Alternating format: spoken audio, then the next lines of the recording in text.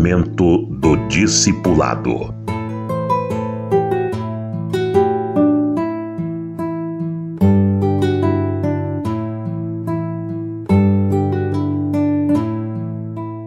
Confessar pecados e dar práticas que precisam ser logo aprendidas.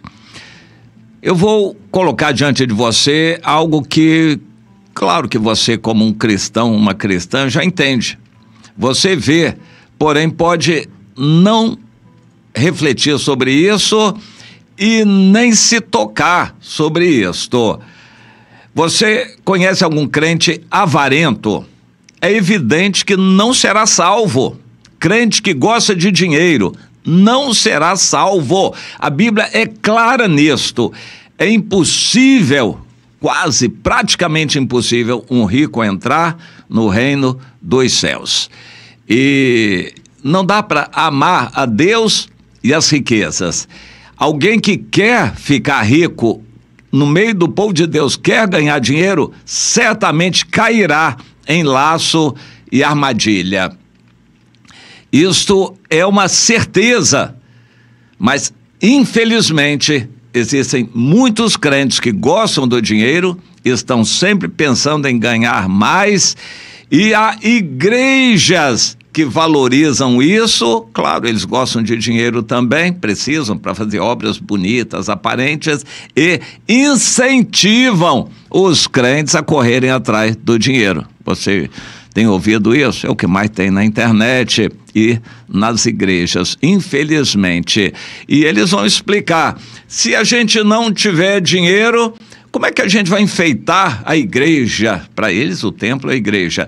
Como nós vamos enfeitar a igreja bonita e as pessoas vão saber que nós somos importantes? Mas, para a gente arrecadar dinheiro, os irmãos têm que ter dinheiro. Então, vamos incentivar os irmãos a correrem atrás do dinheiro. Isso é outro evangelho que leva à perdição, leva ao inferno. Isso não é de Deus. O avarento não só é condenável por Deus, mas como tem que ser disciplinado da igreja. 1 Coríntios 5, isso é muito claro. O avarento precisa ser disciplinado. Hoje ele é exaltado nas igrejas. Quem tem dinheiro, o avarento, é exaltado. Chegue perto de uma pessoa que tem dinheiro, uma situação boa, e peça dinheiro. Você vai ficar estarrecido. A pessoa poderia dar muito, mas, pelo contrário, ela é que não dá. Se você chega perto de um irmão mais pobre, é mais fácil ele abrir a mão e o coração. Um que é mais sofisticado, tem mais dinheiro, não abre o coração. É claro que ele não vai ser salvo, porque gosta do dinheiro. Isso é o que a Bíblia diz. E aqui na terra deveria ser posto para fora da igreja, disciplinado, porque é um mau exemplo para os outros. Mas por que existem crentes assim? Porque eles foram acostumados no início assim e não foram orientados.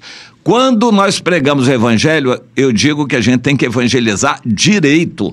A pessoa, para aceitar Jesus, tem que morrer para a velha vida e Jesus ser Senhor. E a pessoa, logo no início, isso precisa ser dito até o batismo, depois vai ser difícil. Até o batismo precisa ser ensinado. Você não entra no reino dos céus com seu dinheiro. Faça como Zaqueu, o que Jesus exigiu daquele jovem rico. Deixe tudo para morrer, ser sepultado ali nas águas do batismo. Quando você sair, você vai sair puro, limpo, para servir a Deus de todo o coração. E logo no início tem que ser discipulado nesse caminho e ensinar as coisas mais importantes logo no início. Porque também, se não ensinar, não vai aprender mais. O que uma criança não aprendeu de educação até os 5 anos, dificilmente depois dos 10 ela vai aprender. Uma criança que é rebelde, desobediente e muito egoísta, depois dos 10 anos, essas características dificilmente vão mudar. Isso tem que ser ensinado no início. E a caminhada cristã tem um início que é fundamental e nós precisamos enfatizar. Ao discipular, alguém tem que ensinar: olha, você não pode seguir a Deus e ao dinheiro. Você, para seguir a Deus, tem que abrir mão de sonhos, de carreira, de dinheiro, de interesses pessoais e de valores humanos. Tem que morrer para isso, para você querer viver a vida que Deus tem para você. Pode até ser que por uma circunstância especial Deus permita você ter muito dinheiro. E isso acontece. Jesus diz: aquele que deixar uma casa, ou pai, ou mãe, por amor de mim, receberá aqui na terra 100 vezes mais. E no mundo por vir, a vida eterna. Há pessoas que deixaram uma casa, um negócio, uma empresa, um terreno, para o Senhor. Quando seguiram a Jesus, tomaram a decisão de dar algo que lhes custou. E por causa disso, com o coração aberto, Deus viu que aquela é uma pessoa em quem ele pode confiar, como mordomo, grandes coisas. Aí Deus vai dar 100 casas, o sujeito vai ter muita coisa, mas ele vai entender que não é para ele, é para o Senhor. De vez em quando eu lembro um dos pastores mais famosos dos Estados Unidos hoje, o pastor Rick Warren, que já batizou mais de 50 mil pessoas. Interessante. E ele disse: eu não recebo nada da igreja. A igreja dele tem mais de 50 mil membros. Eu não recebo nada da igreja. E do que eu recebo por fora dos livros que eu escrevo, eu dou 90% para o Senhor e vivo só com 10%. Porque eu vivo uma vida simples e quero que seja mais simples ainda. Eu moro na mesma casa há 25 ou sei lá quantos, 50 anos.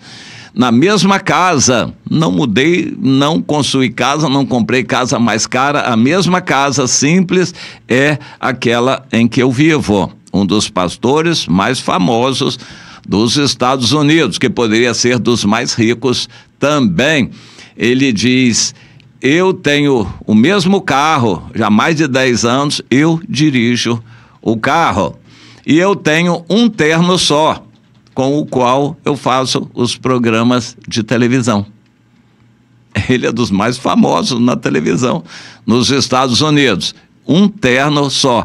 E basta, eu vivo uma vida simples e quero que seja simples para o meu Senhor. Eu fiquei impressionado com esse testemunho. E hoje nas igrejas ficam incentivando as pessoas a terem dinheiro. Precisa ser ensinado ao novo convertido desde o início que a vida cristã é incompatível com as riquezas do mundo. Você tem que deixar tudo. É o que Jesus exigiu para aquele jovem rico segui-lo, e continua sendo. E com relação à confissão de pecados, crente velho não peca, ou seja, não confessa pecado. Na verdade, ele se encaixa em 1 João 1,8. É triste. Peca como os outros e é mentiroso porque não reconhece e nem confessa. Mas por quê? Porque ele nunca aprendeu isso desde o início da caminhada cristã. Se desde criança espiritual, desde o início da caminhada cristã, aprendesse a confessar pecados, ele prosseguiria.